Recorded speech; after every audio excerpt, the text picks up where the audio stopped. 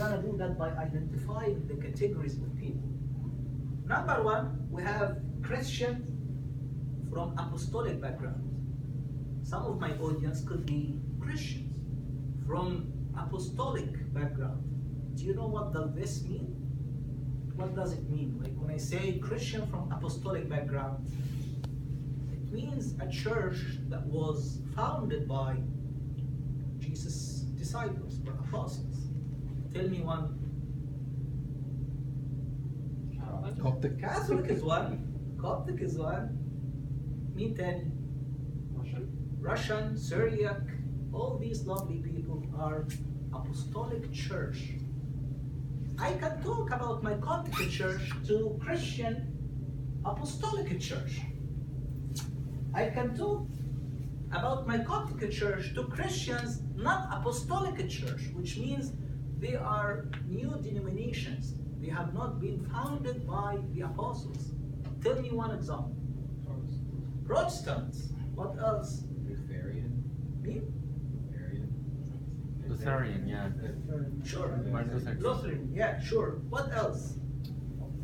All the new names. Pentecost, Adventist. These are Christians, although some of them we have some Christians beside, like a big question mark. But they know the Bible, they know Christ. My talk to them would be different than talking to apostolic church. Tell me another category. We have non-Christians, but from Judaism background. They know everything that we know. They know even more from the Old Testament. Non-Christians, but religious. Tell me one. Jewish Orthodox. Jewish, yeah, sure. Me, Tani, Muslim, Buddhism, Hinduism. These are religious people. They love to worship. Talking to them would be very different than talking to this, different than talking to that, different. The interest is different. I cannot treat all as one entity and just, I want to talk. They are not going to listen. Okay? Non-Christians, non-religious, but non-atheists. And non-Christians, non-religious, but atheists. All of them are different categories of people. My talk should be identified based on the audience. Basically, you have this portfolio. And this portfolio is very important to identify your hawk, the one that we talked about at the beginning. How can you keep the discussion going? One of the characteristics of the hawk is the length and the gap. How far you want to talk and how big a distance you want to keep. It is very tricky to manage your talk. When it comes to religious aspects, it is very important to know that for each individual category, you have to talk the length required to keep the discussion going. And you have to keep a gap. I cannot talk to somebody, for example, who coming from non-Christian, non-religious, and I start my discussion by talking about fasting. You know what? Your discussion will end right away. Right away. So, we're gonna start by Christians in general, Christian apostolic, and non-apostolic, including Protestants. So in general, what do you think? How would you focus your talk with a Christian person coming from apostolic background, coming from Protestant background? When I say that, I mean mainly Catholic, Syriac, Russian, blah, blah, blah, blah, and Protestant. What would be your focus? What would be your hawk? How are you gonna manage the discussion? What would be the main frame of your talk? These are Christians, right? They know Christ. You don't need to preach Christ to them because they know Him. What are you gonna talk when you present your Coptic church to somebody who knows God, who was coming from an old church? What would you say? Just give me an example. Usually, for each category, I put a question. I said the talk should be focused on answering that question. If you wanna answer a question about your church to this category, what question would you answer? I'm just trying to engage you more. So tell me. Imagine I am coming from Christian background, Catholic person, and I have no clue about your Coptic church. And I want you to tell me, what question would you try to answer while talking to me? Hi, Habibti. Like, what are the differences and the similarities between the two faiths? That would be okay. What are the differences and the similarity between the two things? Okay, but what else? You know, in each group, we're gonna take a question about what did the church do? But do to whom? These people, they are Christian. So your main question that you're trying to answer in the discussion would be, what did the church do to Christianity? You don't need to talk about how Christianity started, the salvation and redemption, blah, blah, blah, blah, blah. They know it, they teach it, they preach it much more than you do. But in presenting your Coptic church, the question that you're trying to answer is, what did the church do to Christianity? And now I want to hear you. If I ask you this now, what did your church do to Christianity? What would you say? What did it do? Monasticism. Monasticism. That's My the- church started monasticism and it spread monastic life across the world. That's a good one. 8A. Lots of martyrs throughout My the church was one of the highest when it comes to martyrs. That's another good one. 8A. What did your church do? What did the Coptic church do to Christianity? We started a theological school in Alexandria. My church was the first to start the theological school of Alexandria. And from that school came out all the theological thoughts and concepts and books and preachers, as we're gonna see. What else? That's a good one, Bert. What else? They stood up against heretics. My in church- councils. Absolute. My church was the leader in all the councils at the beginning of Christianity to defend the faith against all the heresies. That's another good one. What else? We're trying to focus the talk on, I'm talking about my Coptic church to fellow Christians. My answer to them would be the answer to this question. What did the church do to Christianity? I can say that my church, as you said, was founded 2,000 years ago by Mark the Apostle. He is one of the gospel writers. We introduced martyrdom, monastic life, Christian ecumenical councils. What did the church do nowadays in regards to the worship? This would be something that they would be very interested in. How do we worship nowadays? Yes, my church was doing all of this the first 2, 3, 4 centuries. What about nowadays? What do we do? They would be so interested to know about our routine service, about our liturgies, about our Sunday school, about our occasions, about our different meetings, about our retreats.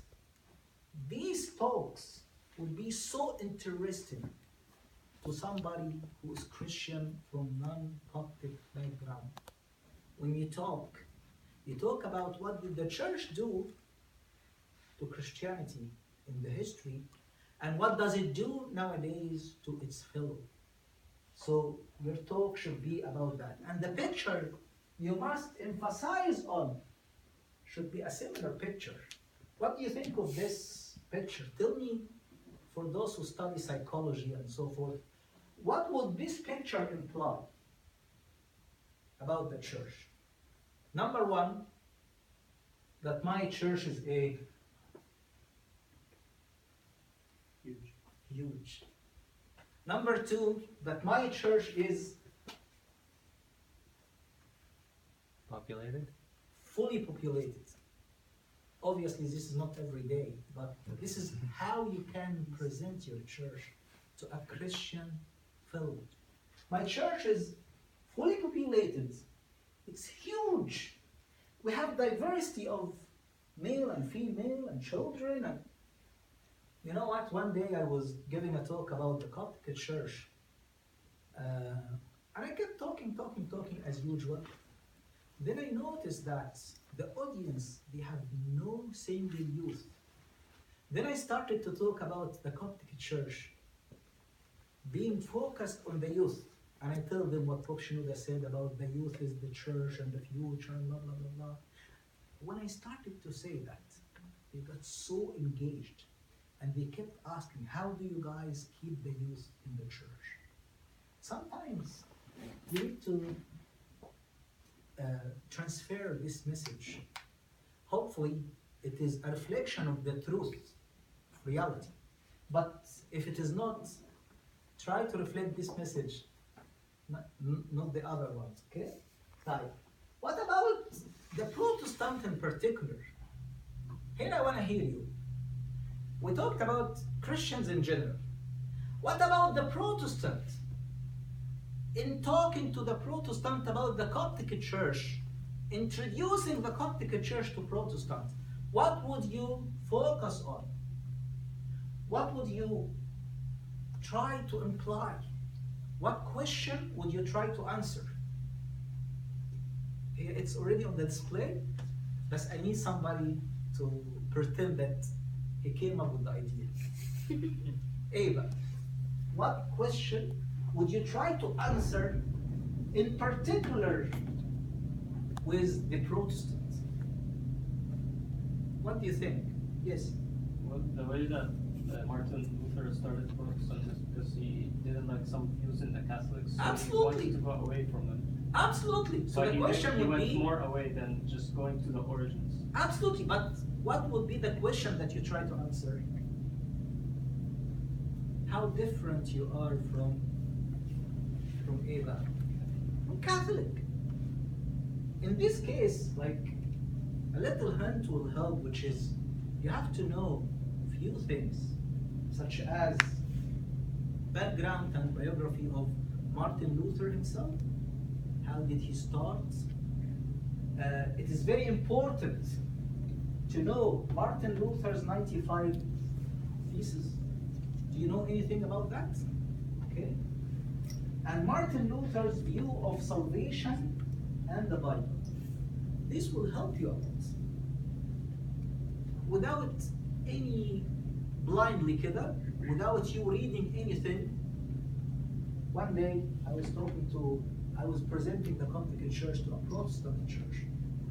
And I told them, the Martin Luther's 95 Theses, every single bullet in that thesis, I can sign for, stamp my 10 fingers, and agree to. Because that thing was the trigger of Martin Luther to protest against the Catholic Church. And in every single point, he was absolutely right. Because there was huge corruption. People selling the forgiveness of sins. People talking about the authority of the Pope being non-questionable. And so forth. The list will go to 95 points. All of them were correct. Yet, as Joseph said, when he protested, he took the swing all the way to the opposite direction. To the point that he started to question passages from the Bible and wanted to eliminate some books in the Bible, like St. James' Epistle, and the Book of Revelation, and the Hebrews, and all the Old Testament. So, when you talk and you say, I agree to this, maybe I don't agree to what it evolved into, that by itself would be a nice hook. Now I wanna hear from one of you. What would you say the difference between us and the Catholic Church to a Protestant God? What would you focus on? Eva. We can be thrown off the truck. We don't have the 95. Sure, we don't have the 95 problems. You're absolutely right. But give me 2 or 3 of them. We can kick out our patriarch. We don't do that. But the patriarch also is a human who can commit a mistakes. That's one point. What else would you say? What is the difference between you and the Catholic to a Protestant? 8. What else? Our patriarch is not enrolled. Sure. Well, that's what Yosef said. 8. We have married priests. We have married priests. You would love that. What else? No, seriously. What else? 8. Every service in the church we do free of charge. We don't sell forgiveness. You can focus so much on the idea of salvation. Anyway, you Sorry, can say, yes. sorry to interrupt you. Sorry, which denomination does that? Sign Catholic. Yeah, when that protest happened, the Catholic Church at that time would be selling bills of forgiveness of sins and so forth. They wanted to collect money to build churches and so, and they used the forgiveness of sins, the absolution, to collect money. And that's one of the points that Martin Luther wrote in his 95 Theses. So that's one. Even it's a very, very disappointing part of the Catholic Church's history. One day, somebody donated a lot of money and bought hell. And he announced in the media that, guys, don't worry, I've already bought hell. Nobody's gonna go there. Yeah, it was very dark period of time. Anyway, that's one thing. Every service, just to yes. add, that was history actually. History. Like they don't do that right now. 16th Yeah. in the 16th century. That's that what triggered the division. They don't own hell. I bought it from them. You bought it? Okay. Nice. You can focus. Put you all in. You can focus. You can focus with a Protestant person on the church's neutral and balanced stand of the following. Number 1, the balance of salvation. Catholic would focus so much on the deed. Protestant will focus so much on the faith without deeds. Orthodox Church, they believe in faith and deeds are 2 sides of one coin. Maybe you can have a big talk about that. But you can talk to a Protestant person about the balance of the church's view of faith and deeds. You can also talk about the balance of the church's view of the role of the saints, especially Saint Mary. Protestant, because of the Catholic belief that Saint Mary is a contributor in the redemption, and she also controls specific place that we're going to talk about. Protestant went all the way and said Saint Mary we didn't need her, that's it. In our view, we have the balance. She is the Mother of God. We treat her with all respect, we love her so much, yet when it comes to redemption, we only have one Redeemer who is Christ himself. So we can talk about that balance to a Protestant person, he would love it. The authority of the clergy, especially the Pope, the balance of the church in that regard, the forgiveness of sins, and the Eva, purgatory. Type. For Christian, non-apostolic but non Protestant. Now we talked about Christian in general, including Catholic and Apostolic. Christian, non-apostolic, Protestant. Christian, non-apostolic, non-Protestant, which includes all the other Christians. What question would you focus on? Eva. And you guys follow what I'm trying to say. So what question would you try to answer in your talk? If you want to talk to somebody who is Christian, but he is neither Protestant nor coming from an apostolic point of view, what question would you focus on in your answer or in your discussion? Do you remember what question would you answer with the first category? What did the church do to Christianity? What about the Protestants? What is the difference between you and Catholic? What about other Christians? What would you say? What would you focus on? How would you talk about your Coptic church? What question would you answer? Or belief about Jesus Christ. Belief about Jesus Christ? Sure. It all has to do with what does or did or what did the church do to Eva. Now on to Christianity. What did the church do in regards to Eva?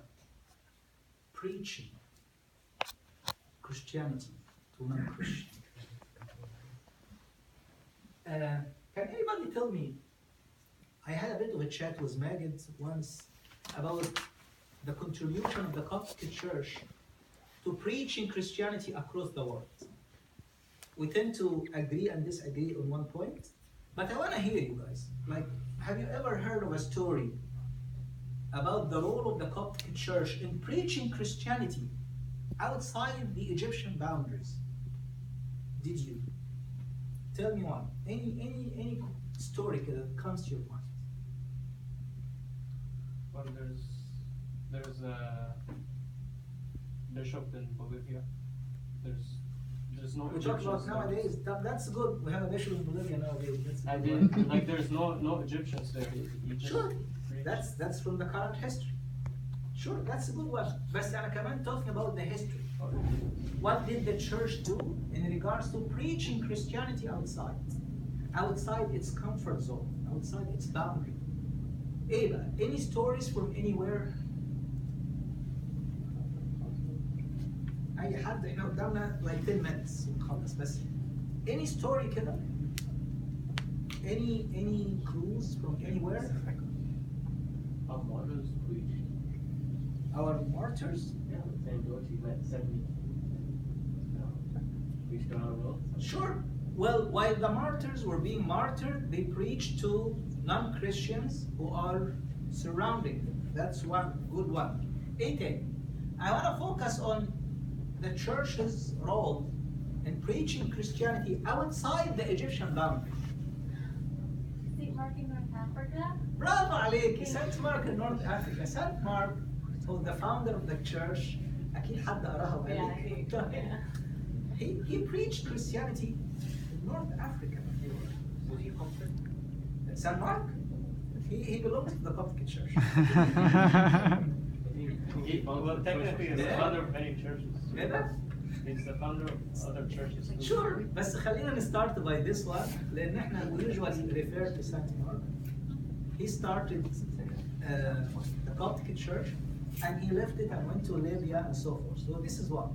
طب what else? طب نعدي عليهم واحدة واحدة. Saint Mark preaching to North Africa. Saint Mark founded the first theological college, seminary. From that seminary, scholars spread the word of God across the world, as we're gonna see now.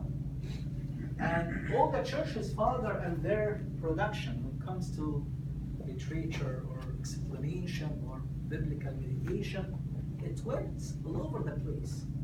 Right. What else? عندنا واحد بوب اسمه سان بنتينيوس. He preached in India.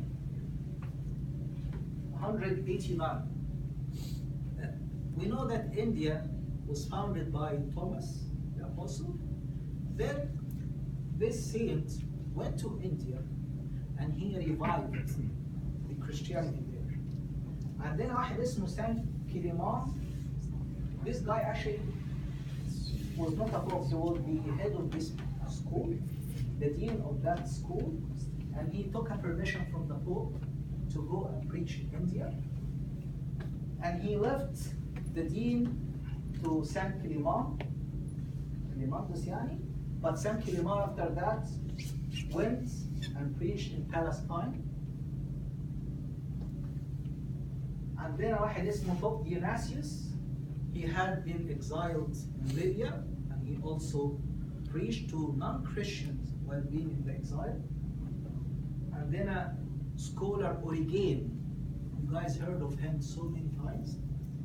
He was the dean of the same theological school, and he went from Rome, went to Rome first, then Iraq, Palestine, Antioch, and Greece. And he preached Christianity there.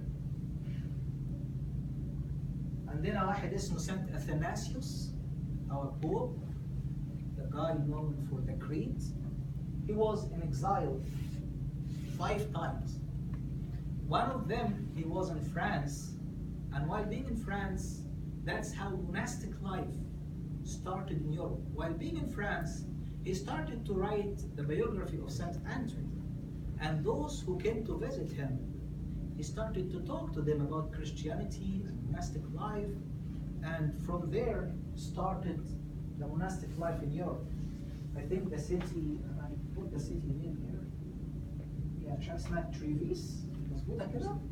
Yeah, it's in the same line as Milan in Italy, and they say that from there Christianity or monastic life spread across Europe from that particular moment.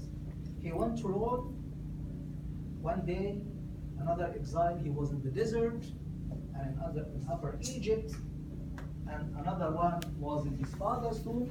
But what they say about this period, that each time Saint Athanasius is in the exile, he would revive Christianity around his physical location, and he would write books about theology. He wrote all his books of theology, the incarnation of the Logos, and so forth, during the exile. Those books are the main books being taught nowadays in the theological schools across the world. There is something called Nicene and Post-Nicene Fathers. If you look, you're gonna find the majority of the authors. This is the main reference to all Christians' teachings and belief. The authors, you're gonna look, you're gonna find most of them are from Egyptian Coptic backgrounds. There is something about Coptic Church in Europe, but I tend to agree with Megan in this, that these stories are not authenticated from historical point of view. They are told, but that's the only way we hear it. We find articles here and there, but they are not fully authenticated historically.